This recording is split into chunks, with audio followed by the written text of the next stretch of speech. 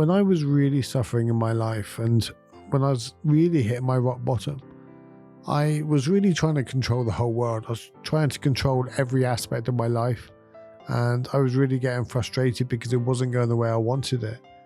And I think one of the things that I found out really important at that time was I wasn't in control of an awful lot.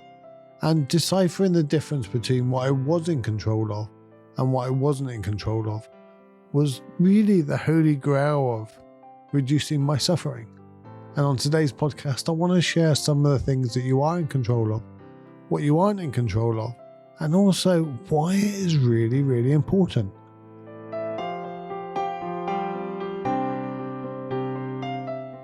So welcome to Stillness in the Storms. I'm Steven Webb, your host. And this podcast really just helps you to see things a little bit different. And if seeing things a little bit different reduces your suffering, gives you a little more inner peace, then it's working.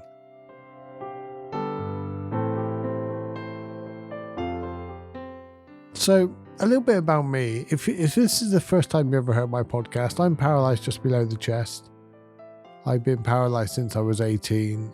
I dived into a swimming pool and broke my neck.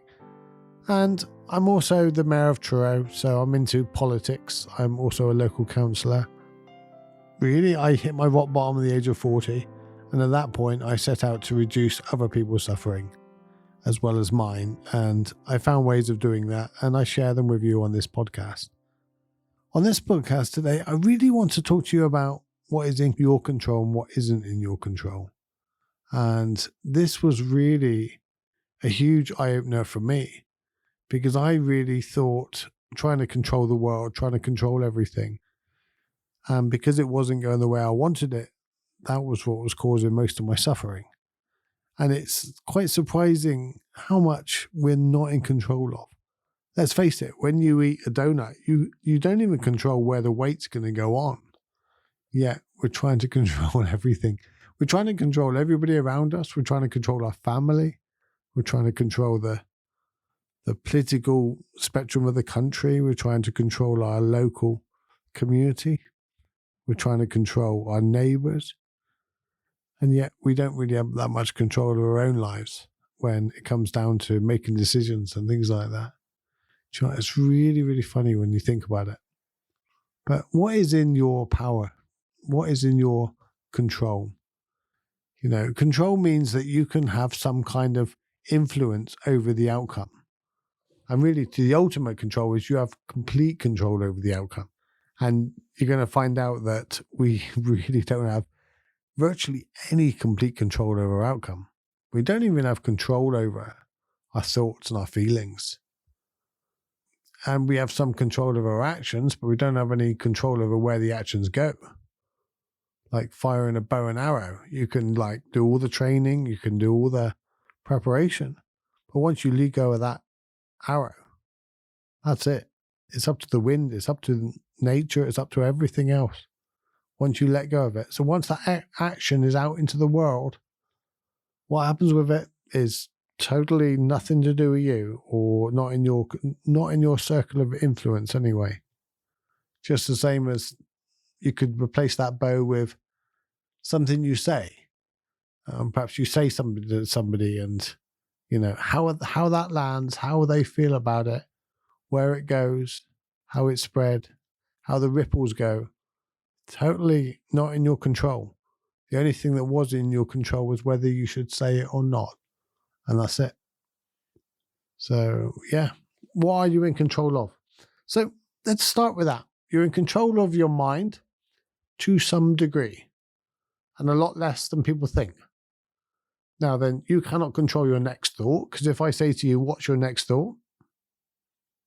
No, you don't know it until it's there. Well, once it's already there, you cannot change it. You can only influence whether you want to stay with it or not. It's like someone delivering a pot of paint to you. You can decide whether to use it or not. Your mind delivers a thought. You decide whether to use it or not. It's that simple. Your words. You do have pretty much total control over your words. That is one place where you do have control. Albeit, unless you're not consciously aware of what you're saying and you just do it out of habit. Someone says, how are you? And you go, yeah, I'm fine. Did you consider that response or not? That's an interesting one. Was it part of your conscious response or was it subconscious, completely out of habit? But that words are one thing that we can claw back and we can get to a point where we can decide. Your actions, you do have control of your actions. You do have control over what you're doing. If I give you a hammer, you have complete control of what you do with the hammer. Whether you take it, whether you bang in a nail or you hurt someone with it. So actions we do have nearly all control over, unless it's subconscious. But even then, we can do exercise and we can practice to bring more of our, just the same as our words, to bring more of our actions into the conscious realm. So we're aware of what we're doing. So when you get angry, you're not going to have an outburst of anger. Your emotions, well, your emotions are not an easy thing. I don't think you're in control of your emotions. You might have some influence over them, but I don't think you're in control of them.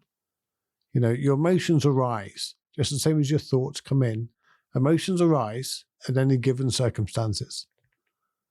But what you do with those emotions, again, is up to you. You could feel an immense desire for somebody, but you don't have to act upon it. You could feel a real anger or resentment to somebody. You don't have to say something. You don't even have to let them know, albeit it's hard to hide the micro body language. But essentially, you don't have to express your feelings in words or distinct facial expressions. Your relationships. You have control over what types of relationships you enter. You do have control over the type of relationship you're having. Are you going to be in a loving relationship or are you going to be in a damaging relationship? Then you don't have control over how they bring stuff to the relationship, but you have control over how you receive it or not. Whether or not you stay in it, whether or not you accept it, whether or not you have boundaries or not. So let's talk about the things we cannot control. Because I think this is really important, because we can always talk about the things we can control. We kind of know them, but there's so many things we try to control and we cannot. And this is where I think most of our stress, most of our anxiety and all comes from, by trying to control the things we cannot control. And the first one is this present moment. You have some influence over what the present moment can become in the next moment. But once this moment's here, you have no control to change it. If you go outside, you can't change the weather. You can decide whether to wear something appropriate for the weather. But once it's here, once you're already in that moment, you can't change it. You can't change that feeling that's arisen. You can't change that thought once it's there. So we cannot change the present moment. That's really, really important, because we try to all the time. I wish I wasn't here. I wish it wasn't like this. I wish the weather was better. Oh, I wish I didn't feel like this. Well, you can wish all you like. You're not going to change it. Nobody's managed this. Nobody's got their DeLorean time machine yet. The consequences of your actions. This is a good one. No matter how much you think you have something figured out and how perfect you think your prediction abilities are, there is always something outside of your control. Put it out there. Something's going to happen with it. You don't have any influence once it goes out there. We must expect the unexpected, because even under seemingly perfect conditions, we cannot control the outcomes. Like I say in that bow and arrow, we can spend years and years and years preparing for the Olympic Games and the perfect bow, the perfect arrow, the perfect weather, and we draw it back. And right at that moment, a nerve catches our finger. Or it's the perfect as we possibly can be. And we let it go. And that arrow heads towards the thing. And then there's just like a little bit of wind or something that just blows it slightly off course. We knew it was the perfect aim. Nothing you can do about it. You weren't in control of that little breath of wind or whatever. Other people's minds. This is funny because we think we can read other people's minds. We think we can read our partner's minds. We know what they're thinking. We don't. What it is we believe they should be thinking the same as us. Think about that for a moment. When we're angry with them or annoyed with them, we're annoyed because they're not thinking the way we think they should be thinking. That's really, really important. We don't have control over other people's thoughts. We don't have control over our own thoughts, yet we seem to think we can influence and we can be annoyed. And I can't believe you think like that. I cannot believe that's the way you see it. Are you dumb or whatever? But yeah, we really get wound up by other people's thoughts, but we don't have that influence over them. I told you last week, I've said this so many times to you. Well, I tell myself loads and loads of times not to procrastinate, not to do this, not to do that. And yet there I am, still doing the same thing again and again and again. Until we've got it all perfect, we cannot invite someone else to live the way we live. And that may not be the answer for them anyway. Other people's words, we cannot control what other people say. We get really angry. You shouldn't have said that. How dare you say that? Cannot believe you said that to them. Well, a lot of the time it's out of habit and we're not consciously aware of what we say. Other people's actions and, their reactions to things. We're not in control of it. You should not have done this. You should not have reacted in that way. Well, they probably know that now when things have all gone wrong, but we don't have that influence. What someone else chooses to do or how they react to something that you choose to do is ultimately outside of your control. It really is. Other people's emotions, we try this all the time in relationships, don't we? We try to help someone to love us or help someone to feel at ease or, whatever. We try to influence how other people feel. Now, of course, it's noble. We want someone to love us or we want someone to love the world and feel more empathy and compassion. We want someone to feel good. We try to influence their happiness genes or happiness hormones, whatever you want to call them. But, we don't have that much influence. We don't have control. We maybe have a bit of influence. If I say something quite nasty, I can change the way they're feeling pretty damn quick. But I don't have ultimate control because they could choose to ignore it. Nature is something we cannot control. We can have influence over. Perhaps we could water our garden and hopefully the grass comes up or whatever we're trying to water it for. But then again, if it doesn't grow, we don't have the huge amount of influence, the weather and everything else. But we can just do our bit. And nature's the funny one because we don't try to change nature. We can sit there, and I shared on my Twitter yesterday some squirrels I was filming. And just watching them, I was just enjoying watching them. I wasn't trying to change them. I wasn't like, oh, turn around this way and do this or pose for me or what are you doing? I was just allowing it to be.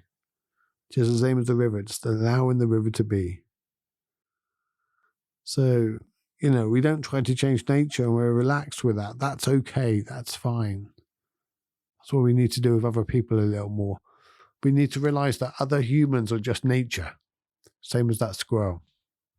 We expect too much of others.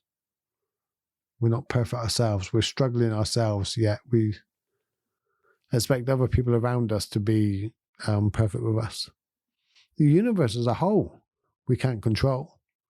Planets and alignments and all these things. We may try to influence it. When we were 5 years old, we may lie in bed and close our eyes and go, I want it to rain today, or I want this to happen, or I want this to happen. That's happened. And if it did happen, we go, yeah, I did that. I'm magic. No, you didn't. No, you didn't. It's just coincidences. That's the reality. We think we have some influence over the universe around us. We really don't. The other thing is past and future. We're still trying to change the past. We don't have any control over the past. The best way of controlling the past is make sure the immediate future is about responding and about what you want to bring into it. And then that new future becomes the past. We think with hindsight that we should have known better. We should have done all these things differently and everything like that. And we blame people for getting it wrong. We just don't have that much control. This is a whole podcast just to tell you don't have any control.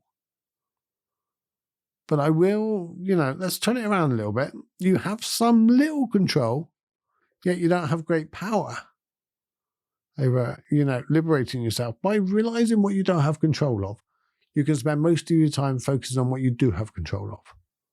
Your words, your actions, the way you can influence people around you, the way you can influence life, the way you can influence your feelings and thoughts.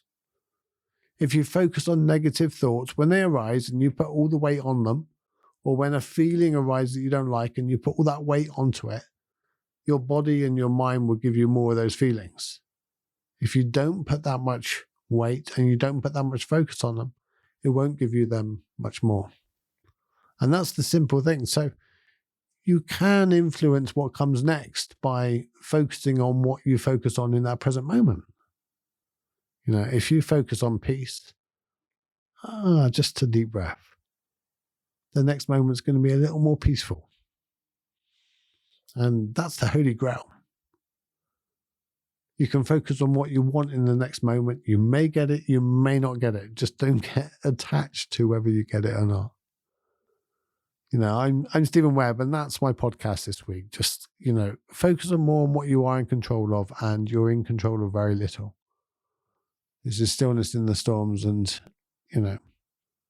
you can get all my meditations from stevensmeditations.com, and there'll be a link there to the apps, and you go in there. There's also a little course in there as well of how to change your negative bias, negative mindset bias, and have more positive life and a positive outcome and live a little happier.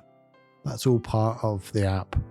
So stevensmeditations.com. Take care, guys. I love you and thank you. If this podcast does anything to help you in any way, please share it with your friends. Please send the link out, do whatever. And above all, just, am I in control of this moment? Am I trying to control something that I'm not in control of? But you are in control of heading over to stevensmeditations.com. Take care. Bye.